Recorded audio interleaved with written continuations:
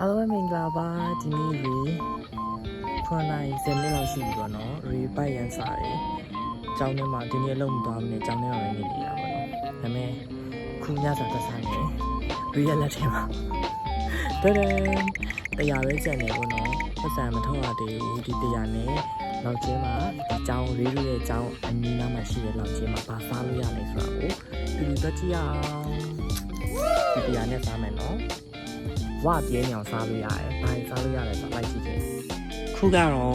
မြင်တွေ့နေရတဲ့အရာကတော့ရေတို့ကျောင်းရဲ့ပတ်ဝန်းကျင်ပဲဖြစ်ပါတယ်။ည9:10မိနစ်အချိန်ဖြစ်တဲ့အတွက်ကြောင့်ကျောင်းမှာလူတွေတိတ်မရှိပါဘူး။ကျောင်းသားတို့များက part time သွားတဲ့အချိန်ဖြစ်တဲ့အတွက်ကြောင့်လူတွေတိတ်မရှိဘူးပေါ့နော်။အကြောင်းမျိုးရှင်းရှင်းလင်းလင်းဖြစ်နေတာဖြစ်တယ်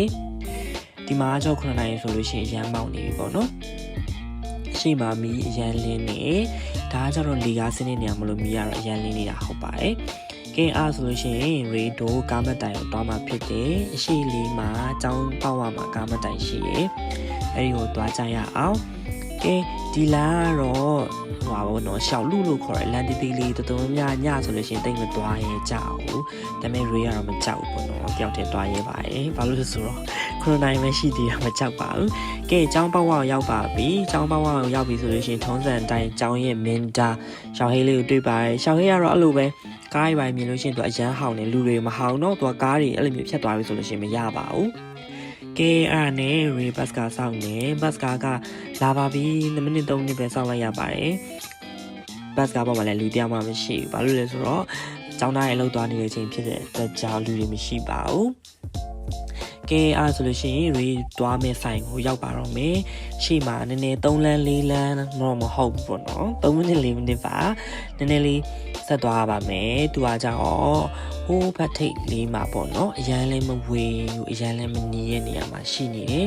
ကဲအားဆိုလို့ရှိရင်ရေတို့ဆက်သွားကြရအောင်ဘာရှိလဲဆိုတော့ကြည့်ရအောင်ပေါ့နော်ဒါကတော့ game ဆိုတဲ့နေရာကြီးဖြစ်တယ်အဝိရှော်လို့လည်းရတယ်ဒါကတော့ family map ပေါ့နော်ကဲဒါကတော့7-11မရောက်ခင် game ဟိုအယုတ်ခန်းနဲ့ဆက်လေးကဲ Watson လည်းရောက်ပြီအနောက်ပါမလား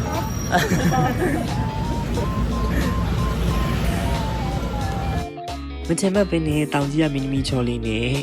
မတ်တမဲတွေ့ပါတယ်ကဲအားနဲ့သူ့အနေနဲ့ပါစပြီးတော့ပေါ့နော်ဘယ်ကပြန်လာတယ်ဘယ်သွားလဲအဲ့လိုပြောမှထမင်းသစားမယ်ဆိုပြောပြီးတော့ထွက်လာခဲ့ပါတယ်ကဲရှေ့လေးမှာ10လမ်း15လမ်းလောက်ဆိုလို့ရှိရင်ဆိုင်လေးရောက်ပါပြီကဲရေးစားမဲ့ဆိုင်လေးရောက်ပါတော့မယ်သူကြည့်အောင်ပဲဆိုင်လေးဆိုတော့တော်တော်များတော့တိကျမဲ့ချင်းပါတယ်ကဲခုကတော့ရေးစားမဲ့ဆိုင်ထဲကိုစပြီးတော့ဝင်มาတော့မယ်ဟုတ်ပါတယ်ဒီဆိုင်ပဲဖြစ်ပါတယ်ဒီဆိုင်မှာဆိုလို့ရှိရင်ရေးအဓိကကြိုက်တာအဲ့ဒီညုတ်တီးကြီးပေါ့နော်အဲ့ညုတ်တီးကြီးကိုရမ်းကြိုက်ပါတယ်အဲ့ဒီညုတ်တီးရေသူတို့ပေးတဲ့စီချက်လေးရေအဲ့ဒီသူတို့ထားထားတဲ့ဟာလေးကိုဆက်လိုက်ပြီဆိုလို့ရှိရင်အရသာအရန်ကောင်းပြီးတော့အရန်စားလို့ကောင်းပါတယ်အေးလေးအလကားတောက်လို့ရပါတယ်ကြိုက်တဲ့လောက်ယူလို့ရပါတယ်ဟင်းရည်လေးအလကား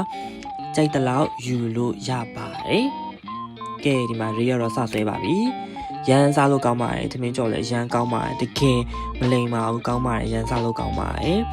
ရီကတော့ကြိတ်တယ်ဘယ်သူမှမကြည့်ရောရှင်းတော့လည်းမကြည့်ရောတကယ်ရန်ကိုစားလို့ကောင်းပါတယ်ရန်ပူနေလဲပုံမှန်ဆိုလို့ရှိရင်ရီကပူနေလို့ရှိရင်မစားနိုင်ဘူးပေါ့နော်ဒါပေမဲ့အရက်ကရန်ပိုက်စားနေလို့လားမသိဘူးကြိတ်တယ်တကယ်ကြိတ်တာဆိုတော့ကြည့်ပါဦးဗျာချက်မှတော့ဖုန်းတော့လည်းမကြည့်ဘူးနော်ကြိတ်တာရှေ့ကလူတွေကလည်း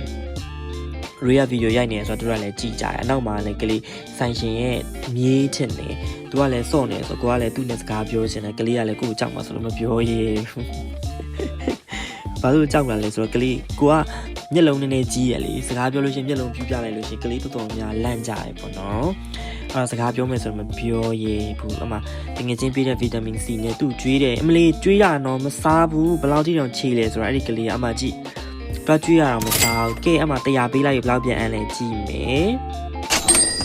20ပြန်အန်းပါတယ်80ပဲကြပါတယ်လို့